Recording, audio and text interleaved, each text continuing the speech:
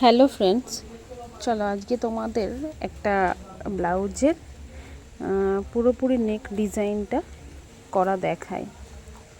মানে এক একটা ব্লাউজ যে এতটা মানে দাম পড়ে বা রেট পড়ে সবাই বলে, কিন্তু সেই নেক ডিজাইনগুলো বানাতেও সেই রকমই সময় লাগে।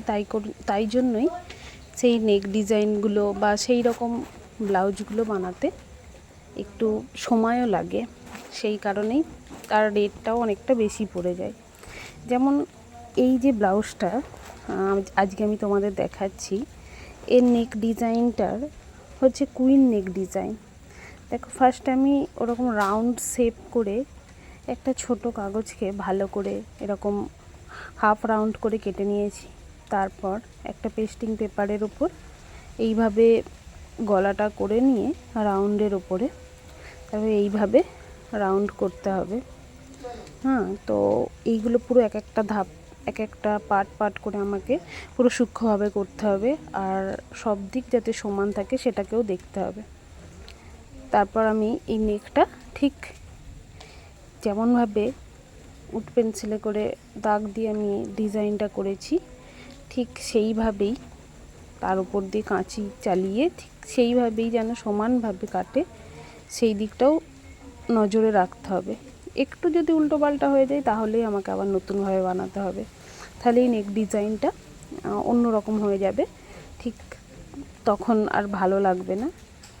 সেই কারণেই আমাকে খুব সময় ধরে ধরে একেবারে মানে যাতে একদম ঠিকঠাকভাবে কাটতে পারি বা ডিজাইনটা একদম ঠিকভাবে আসে, সেই কারণে খুব সময় নিয়ে এই কাজটা করতে হয়।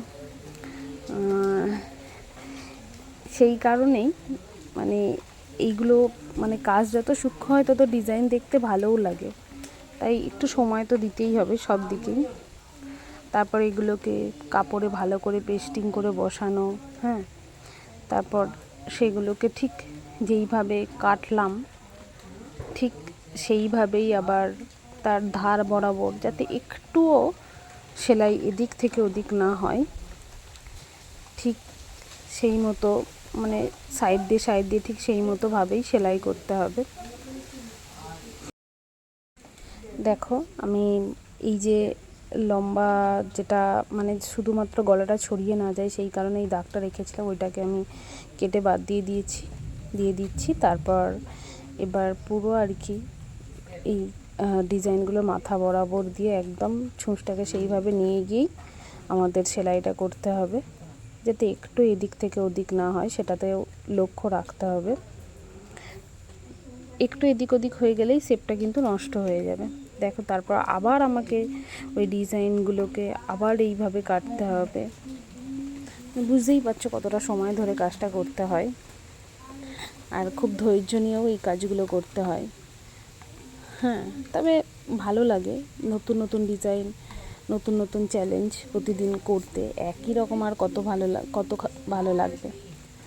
তো তারপর আবার সেই ডিজাইনটা হয়ে গিয়ে সেটাকে সেলাই করে উল্টে আবার সেটাকে ইস্ত্রি দিয়ে এইভাবেই বসাতে হবে, যাতে মানে পুরো গলাটা সুন্দরভাবে বসে এবং দেখতেও ভালো লাগে। দেখো তোমরা ডিজাইনটা কেমন হয়েছে, কেমন এসেছে পুরো। আমি তো মানে আমার যতটা চেষ্টা দরকার পুরোটা দিয়েই আমি করার চেষ্টা করেছি। দেখো এই ব্যাক ডিজাইনটা ব্লাউজে, তো তোমাদের কেমন লেগেছে বলবে অবশ্যই কমেন্ট করে আমাকে। দেখো, এটা একটি কুইন নেক ডিজাইনের পিকচার, ঠিক এইভাবে রাউন্ড শেপে নেকটা আসবে। দেখো, তো অবশ্যই তোমরা আমাকে আমার ভিডিওটা যদি ভালো লাগে অবশ্যই লাইক, কমেন্ট এবং শেয়ার করবে। Thank you.